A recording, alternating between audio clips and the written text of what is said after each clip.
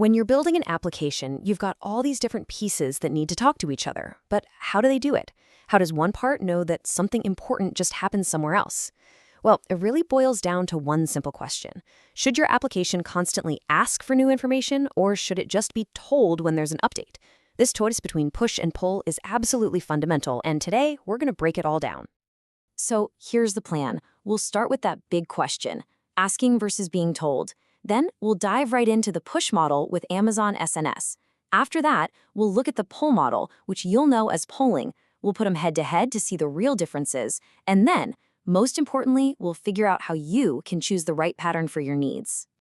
At its core, this whole thing is really just about a basic communication style.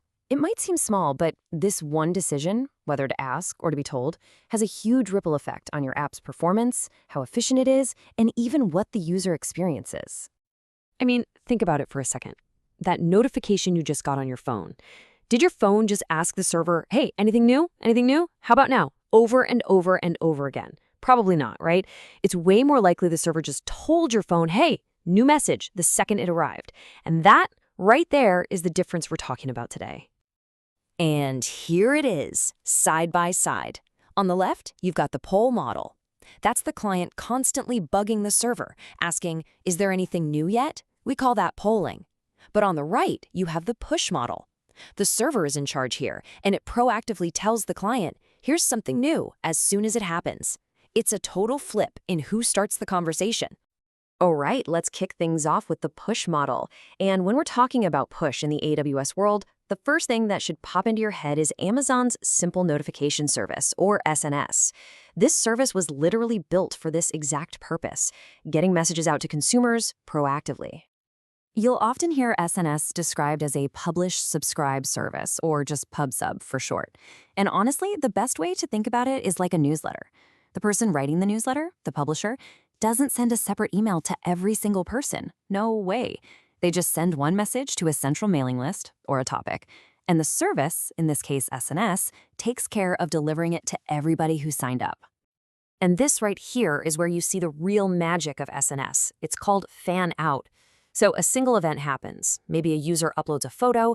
That one event gets published to the SNS topic. And from there, bam, SNS immediately pushes it out to all sorts of different subscribers at the same time. That one message can kick off a Lambda function, get saved in an SQS queue for later, and send a notification to a phone, all at once. It's incredibly powerful. So, as you can probably guess, this push model has some huge advantages. First, it's instant. We're talking real-time updates.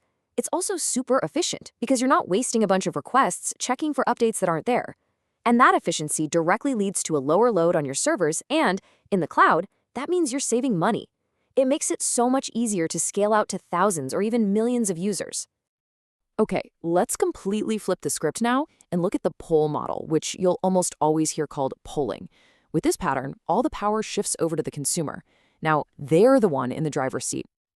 Polling is pretty much exactly what it sounds like. The client app reaches out to the server on a regular schedule, let's say every 5 seconds, and just asks, hey, got anything new for me? In AWS, this is the classic model for a service like SQS, the simple queue service. Your worker, your consumer, is constantly polling the queue to see if any new messages have arrived that it needs to process.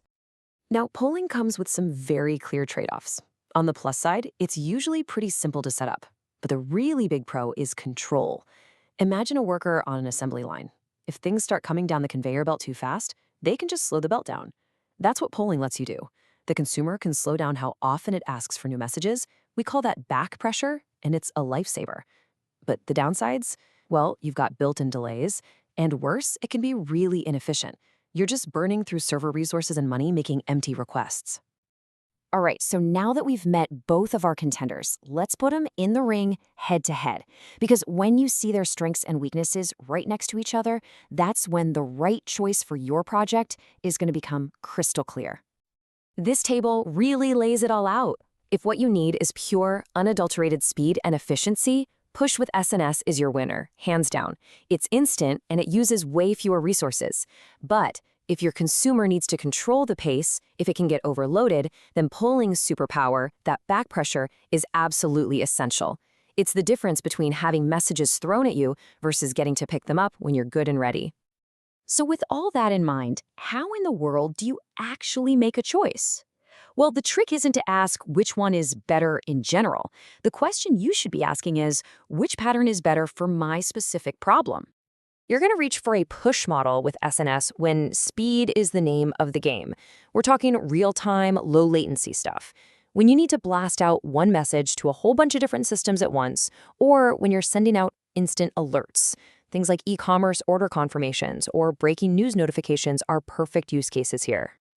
On the other hand, you'll want a pull model, probably with SQS, when control and rock-solid reliability are your top priorities. This is for when you need to separate your services so they can scale on their own, or when you absolutely have to control the processing rate so you don't crush the database. Plus, SQS offers persistence. If your consumer service goes down, the messages will wait safely in the queue. This is perfect for things like big batch processing jobs. But here's the real pro tip, the secret sauce. The most powerful, scalable, and elegant cloud systems. They don't see this as an either-or decision at all. They know that push and pull are just two different tools in the toolbox, and they use them together. And this is it. This is one of the most common and powerful patterns in modern cloud architecture. Here's how it works. An event happens, and it sends a single push message to an SNS topic. SNS then does its fan-out thing, pushing that message to multiple SQS queues. And from there, each of your downstream services can pull from its own queue at its own pace. You get the absolute best of both worlds, the instant real-time fan-out of push with the reliable, controlled processing of pull.